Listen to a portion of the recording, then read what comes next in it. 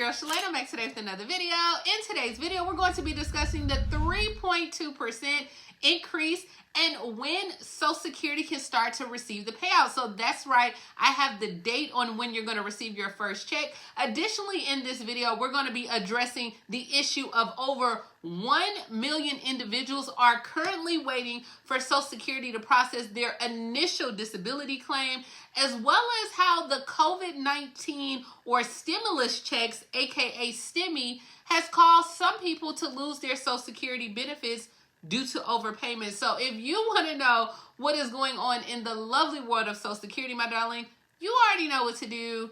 Stay tuned. Your girl's got you covered. Now, if this is your first time tuning into my channel, hi, hello, hey friend. My name is Shalae, and here on this channel we discuss shopping, saving, and everything in between. I would love to have you a part of my internet family. Super easy. Click the big old red subscribe button down below and you're in, just like that. And while you're at it, go ahead and give me a like, especially if you love me bringing this content to you guys. I absolutely enjoy talking about federal resources, whether that is SNAP, Social Security, Ssdi, Medicare, you name it, we talk about it on this channel. Now, if you are not an EBT recipient, or maybe you want to try out Amazon Prime because the holiday season is coming up, guys, all you have to do is click the link above, or I'll put it in the description box below, and you can try out Amazon Prime for 30 days for free. You don't even have to register your credit card or anything. So get it. Send those Christmas gifts directly to your friends, your family, okay? So let's go ahead and jump right in, because USA Today, they published an article where more than 1 million people are waiting for Social Security to process their initial disability claim. And they're like, look, these consequences are devastating. It's a tragedy. It is. So if you have applied for Social Security disability benefits and you're still waiting for an answer, then honey, you know what? You are not alone, okay? For the first time in history, guys, more than 1 million people are waiting on the Social Security Administration to process their initial disability claim. Now, this doesn't seem like is anything new to anyone. I have family members who have applied for Social Security, and they said that, hey, it does take a long time. So let me know down below if you've had this same issue. But they talked about this last week in a hearing, and they said currently it takes 220 days for claims to be decided on average, which is more than 100 days longer than it did in 2019. They said there's also more than 150 days longer than the Social Security Administration standard for minimum level of performance. Now, I believe this because if you watch or if you go to Social Security on Facebook, people are always complaining there. They said that they have just been waiting for to even talk to someone. So it has been a growing wait time as well. Now, one Social Security disability applicant, they had a hearing that was scheduled for this month, but they did not even live to see that scheduled date. Now, this came after his claim for Social Security disability benefits had been denied initially, so then it had went into reconsideration. And this is a process where the initial decision that they send you, if they deny you, you can appeal it. Well, he died from the conditions that he had put on the initial application, because now they have went untreated. So he could not even live long enough to outlast Social Security's capacity for the delay. And they said moreover, 90% of the reconsideration findings, they're identical to the initial conclusion that people have put on their claim. So they said from 2010 to 2022, Social Security disability benefits declined by 37%, while claims for SSI, they fell by 49%. Yet the wait times have increased as well. So less people applying, higher wait time. So they said the problem is Social Security policies, and the agency has been looking for steps to address the time constraints, as well as try to balance it out with its budget. And I think they had posted on AARP website where more than 10,000 people die per year before they're able to receive their Social Security. Now, I don't know if this is true or not. As far as I know, when my family members went to apply for Social Security, it was just like a given. You apply, you're initially going to be denied. You have to go ahead and try try for your reconsideration or resubmit. And a lot of people said that, like, don't worry, you're not going to get it on your first try at all. You will be denied. And that's what they're saying now, that more people are being denied for it. So, and now that's what they're looking at. They're looking at the beginning steps to how do they get to positive results. And one way they're saying is, should we just go ahead and eliminate the reconsideration process altogether? Now, the Social Security disability application, like I said, it involves your initial application. Then it comes with another step called reconsideration. That's if your first attempt at benefits is rejected. Now, if you do not agree with the decision that was made during that reconsideration process, then you may meet with an administrative law judge as well. Now, meeting with this judge, it is a little bit more of a thorough process, as well as typically results will result in more approval for the benefits. But on the other hand, some people may not want to go through this, and they finally do get processed. It does have the same findings on there that was on the initial decision, but now they had to wait that extra time as well. So a lot of experts are saying, if initially they put that they had issues here, they go through this whole process and we still approve it, then why don't we just eliminate this process altogether to reduce the application process time?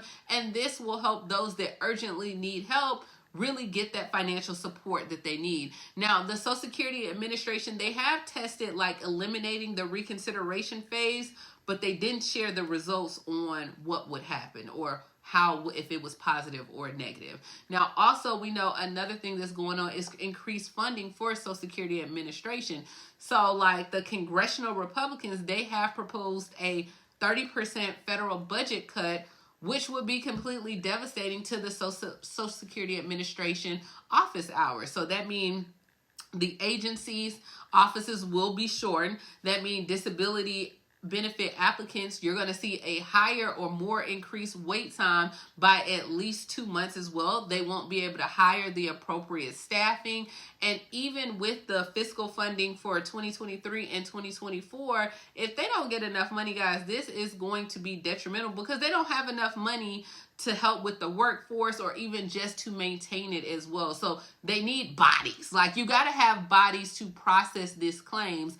And this won't happen unless Congress provides the Social Security Administration with a little bit more sustained funding consistent with the president's 2024 budget as well. And then the last way that they're looking at is to ensure Social Security uses their resources wisely.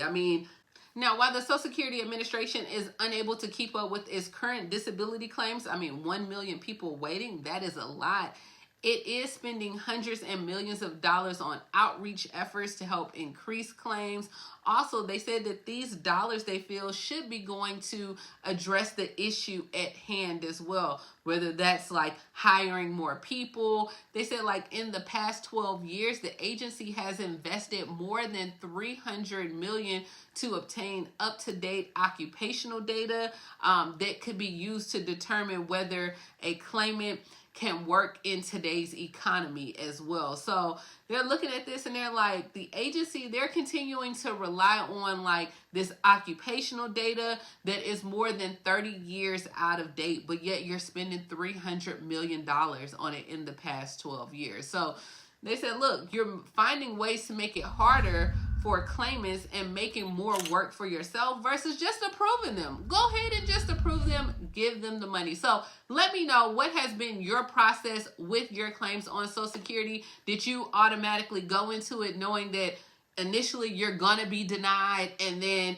hey, you'll just go ahead and appeal it? Did you decide to take it to an administrative judge and go that far? Or did you just hire an attorney? What did you do? Because I know some of my family members, to me, this is just a thing that happens with Social Security, but I don't know. I have not applied for it, and the way things are looking, I won't even have Social Security at my age. So Let me know all the things down in the comments below. Next, we're going to talk about where 87% of Americans want politicians to do something before Social Security runs out of money. So a new poll showed that the vast majority of Americans, they believe that policymakers should make changes as soon as possible to go ahead and extend the life of the two old age programs to avoid possible benefits being cut in the early 2030s. Now, by the 2030s, if nothing is done. Now, this poll was also shared with members of Congress and staffers at a closed-door meeting that they had on Wednesday as well. And they found that only 5% of voters said that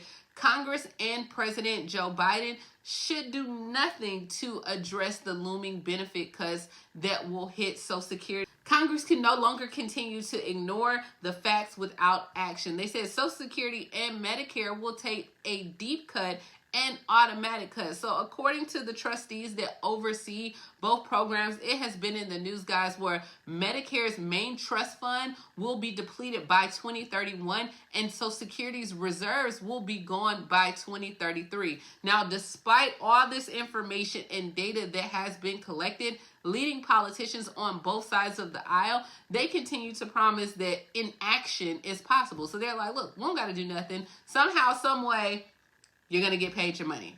I don't know, but that's what we have. All right, so guys, let's go ahead and talk about this 3.2% increase that you're going to get in 2024. That means that the maximum SSI payment for individuals will reach $943 by next year. So that is up from $914 this year, according to the Social Security Administration. Now, the maximum for couples will be $1,415, which is up from about $1,371 this year. Actual payments to SSI beneficiaries, they could be a little bit higher because some states are adding on a little bit of extra, okay?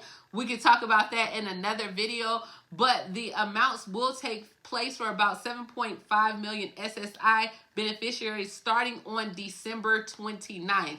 Now, the payments for Social Security itself, you'll receive those payments in January, but the Social Security Administration did say that they're going to send out letters and notices informing beneficiaries of your new payment amount in early December. So you can go and check online, as well as you should receive some correspondence in the mail as well. And you can log in and just look at your account and see how much your payment will be as well. But speaking of payments, guys, the COVID stimulus payments, they have caused Social Security and SSI beneficiaries to lose benefits, and lawmakers are pressing for answers to know why.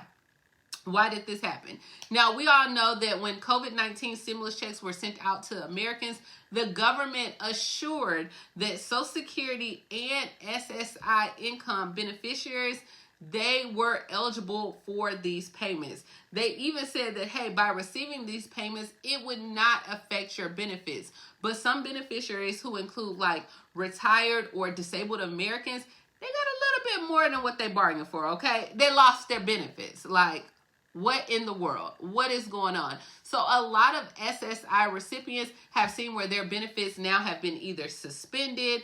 They have received notices of overpayments as a result of the stimulus checks, which were worth up to like $3,200 per individual or $6,400 per couple over those 3 rounds of payments. So remember how they were sending out the payment $1,200 here, $600 there as well. Now, Social Security beneficiaries have also reported receiving the overpayment notices. We talked about that last week, where like almost 62 million people receiving overpayment as well. But this prompted where Democratic leaders to actually send out a letter to the Social Security Administration last week. And they said, hey, look, we're concerned, like, what is going on? They're asking the questions for the Social Security Administration to provide a little bit more information on the number of beneficiaries who saw their benefits reduced, suspended during the pandemic.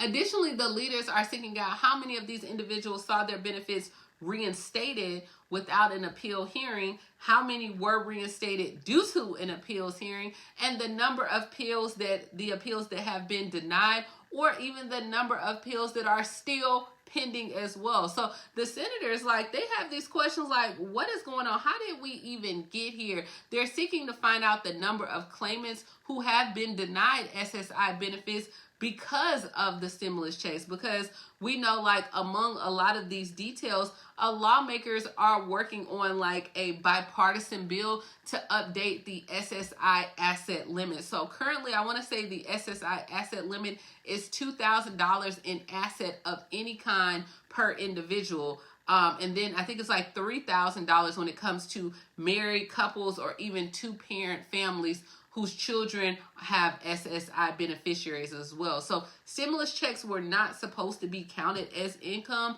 but somehow, some way they have, and they have caused people to lose their benefits. So let me know if you were in this situation. Did you lose your benefits? Did you receive an overpayment letter because of this as well? And yeah, this is what's going on in the world of Social Security, guys.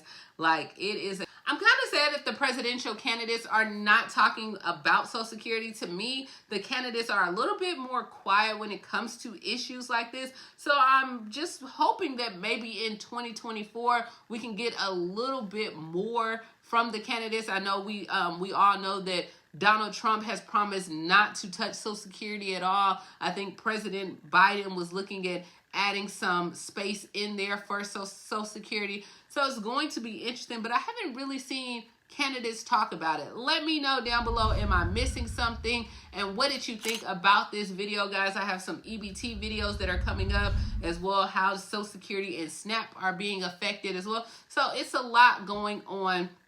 But what do you think about the 3.2% increase? What do you think about 1 million people waiting for their benefits, 10,000 people dying per year before they can even receive benefits? It's a lot. It's just too much. It's too much, guys. It is too much. And as always, thank you so much for tuning in. Please like, comment, subscribe, grab you some Amazon Prime. I mean, hey, you got to do what you got to do, guys. It is free for 30 days. And I will talk to you later, Gator. Bye, guys.